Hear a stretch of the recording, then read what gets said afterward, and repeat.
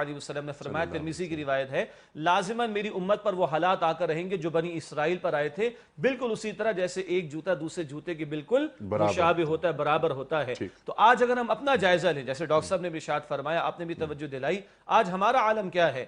دعویٰ ہے کہ مسلمان ہیں، ٹھیک، اور ہم نمازیں ضائع کر کے بھی مسلمان ہیں، ہم زکوٰۃ میں ڈنڈی مار کر بھی مسلمان ہیں، ہم روزوں کو جان بوجھ کر چھوڑ کر بھی مسلمان ہیں، ہم حج جو کہ فرض ہو، صاحب استطاعت کی بات ہو رہا ہوں، وہ ضائع کیے بغیر بھی مسلمان ہیں، ہم سود خوری کر کے اللہ اور اللہ کے رسول علیہ السلام سے جنگ کے مرتکب ہوں، ہم تب بھی مسلمان ہیں، ہم بے حیائی کو پروموٹ کر کے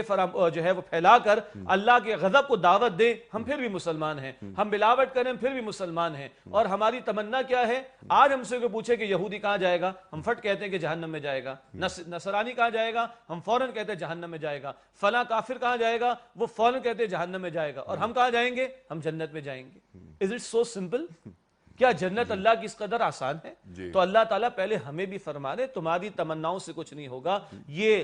وشفل تھنکنگ جسے کہا جاتا ہے، ہمارے استاد ڈاکٹر صاحب یہ رحمۃ اللہ علیہ یہ لفظ استعمال کرتے تھے وشفل تھنکنگ کا، نہ ان کی وشفل تھنکنگ سے کچھ ہوگا، قرآن گویا کہ کہہ رہے ہیں، نہ تمہاری وشفل تھنکنگ سے کچھ ہوگا۔ پھر جیسے ڈاکٹر صاحب نے آیت کوٹ کی سورہ المائدہ کی آیت نمبر 18 کہ یہود و نصارہ کیا دعوے کر رہے تھے؟ نحن ابناء اللہ وحباہ، ہم اللہ کے بیٹوں کی طرح اللہ کے چہیتے ہیں، ہم نبیوں کی نسل میں ہیں۔ آج ہمارا بھی شاید سہارا یہی رہ گیا کہ خار ہیں، بدکار ہیں، ڈوبے ہوئے ذلت میں ہیں، کچھ بھی ہے اے مولا تیرے محبوب کی امت میں، وہ بھائی یقیناً محبوب کی امت میں کوئی شک نہیں صلی اللہ علیہ وسلم، مگر آج جو اس امت مسلمہ کے ساتھ دنیا میں ہو رہا ہے، جو دنیا کے کونے کونے میں پٹائی ہماری ہوتی رہی، کیا محبوب کی امت کے ساتھ ایسا ہونا چاہیے؟ آخرت تو بات کی بات ہے، دنیا میں ارزہ ترین خون اگر مسلمان کا ہے، 57 ممالک ہونے کے باوجود ہم کبھی عراق کے اندر کبھی افغانستان کے اندر کافروں کے سامنے کھڑے نہ ہو سکے، تو کیا یہ خیر امت قرار پانے کی مستحق نظر آتی ہے امت آج کے دور کے اندر؟ تو یہ جو آج ہماری وشفل تھنکنگ ہے، قرآن اس کا ذکر کر رہا ہے،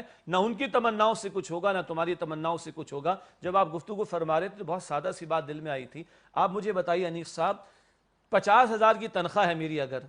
کیا تمناؤں سے ملتی ہے مجھے؟ کبھی گھر بیٹھے کبھی مجھے ملتی؟ میرے بچے کو میں نے اسکول میں ایڈمیشن دلا رکھا ہے، اس کے میں اے سٹارز چاہتا ہوں، کل اس کو میں ماسٹر پی ایچ ڈی اور ایم فل کرانا جانے کیا کچھ کرانا چاہتا ہوں، کیا تمناؤں سے یہ بھی مجھے مل سکتا ہے؟ تمنا سے میرے بچے کو 100 روپے کی آئس کریم نہیں مل سکتی، تمنا سے مجھے اور آپ کو محض تمنا کرنے سے 50,000 کی تنخواہ نہیں مل سکتی۔ آپ اور میں ہم تمنا کر کے چاہیں کہ اللہ مل جائے، اللہ کے رسول مل جائیں، اور اللہ کی جنت مل جائے، اور آخرت کی ابد الآباد کی ہمیشہ کی زندگی کی کامیاب مل جائے، ہم کس خوش فہمی کے اندر مبتلا ہیں؟ تو قرآن اس مقام پر بے عملی،